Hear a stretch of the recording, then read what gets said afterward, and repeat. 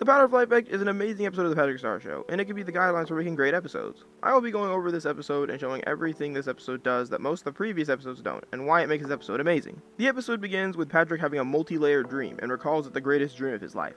Now, Patrick says he dreamed that he was dreaming that he was having the greatest dream of his life. And I deduce that this means we don't actually get to see what Patrick's greatest dream is. Which is important because they could have shown the dream and spent over 20 seconds showing something that, although could have been funny, wouldn't have been important in the grand scheme of things. Because all we need to know here is that Patrick was having the greatest dream of his life. Showing it wouldn't really mean anything because Patrick, as shown, can just say that it was his greatest dream, as he does. I dreamed that I was dreaming that I was having the greatest dream of my life! I want more! If they had shown the dream, it would, in my opinion, come off as being filler and unnecessary. Like how many of the Patrick Star Show episodes before this have in-universe ads or extra scenes that don't do much for the episodes they are in. It also is interesting how there aren't any major SpongeBob references in this episode. Moving on, Patrick proceeds to try and fall back asleep in order to relive his dream. His attempts include rocking his head back and forth, to trying to hit his head with a hammer. His attempts would be, however, interrupted by an open waffle iron.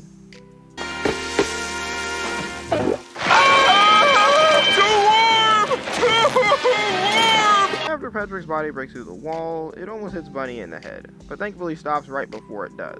After Squidino finds Patrick's head and tries to get him ready for his show, he says he can't do the show, not until he relives his dream, which causes Bunny to tell Patrick about her dream she had when she was young. I dreamed about driving fast, zipping around the track at the motor speedway. I dreamed of becoming a race car! Actually, I... Don't say another word! I know some of you may be thinking how stupid Patrick is here for not letting Bunny finish, but I would say this gives Patrick more character. Patrick is shown to jump to conclusions, and not be the brightest. Reminds me of Big Pink Loser, when Patrick thought he got an award, but didn't read it to know that it was for SpongeBob, and thus was jumping to a conclusion. Patrick is not perfect, and therefore in my opinion becomes more relatable.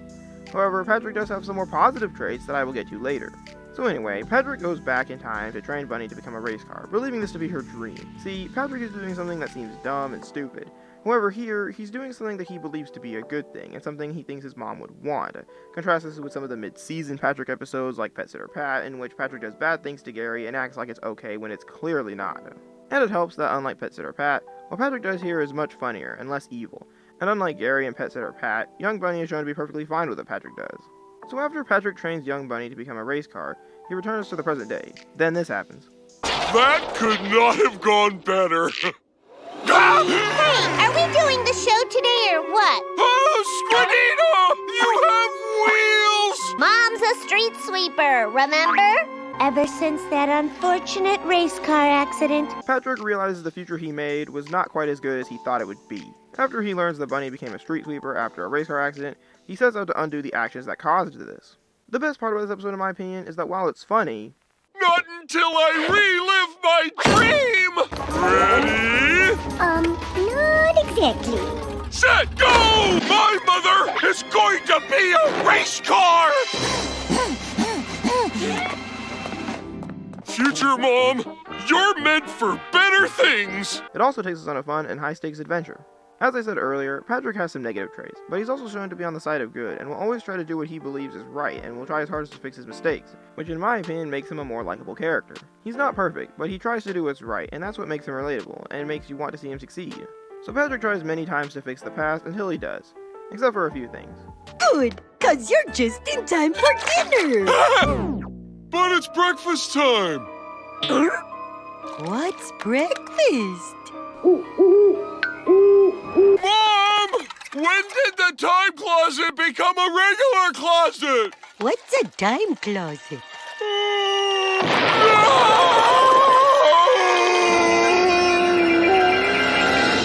So upon finding out that breakfast and the time closet don't exist, he realizes he must reinvent the time closet. The fact this episode starts out with Patrick trying to get back to sleep and ends with Patrick reinventing the time closet is amazing to me, because it flows so smoothly. And Patrick trying to reinvent the time closet also shows what I mean by Patrick trying his hardest to fix his mistakes.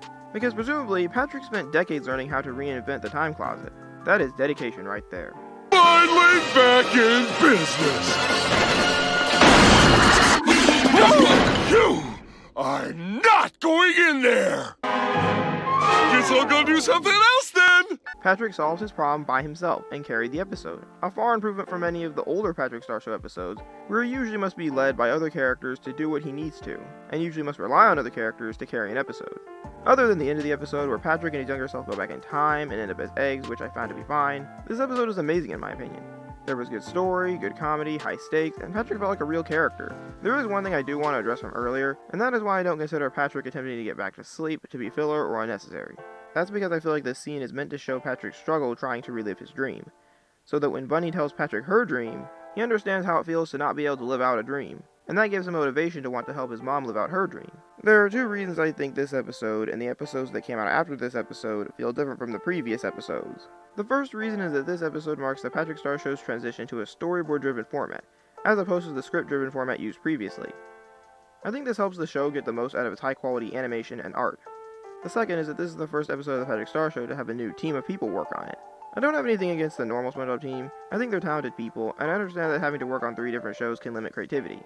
And this is why having a new team is important in my opinion, because a new team that only must focus on only one show can think outside the box and make new ideas more easily than a team that has worked for decades on the SpongeBob franchise, and now must split their ideas between 3 different shows. I'm glad the Patrick Star Show episodes that have come out after this episode so far have all been reasonably good in my opinion, and I hope all the future episodes are just as good. I also think this would have been a better first episode, because it does a good job at establishing what the Patrick Star Show is like from then on out, if it was followed by the episodes that have come out after it so far. And that's the end of this review. Thank you for watching, and I'll see you later. Bye!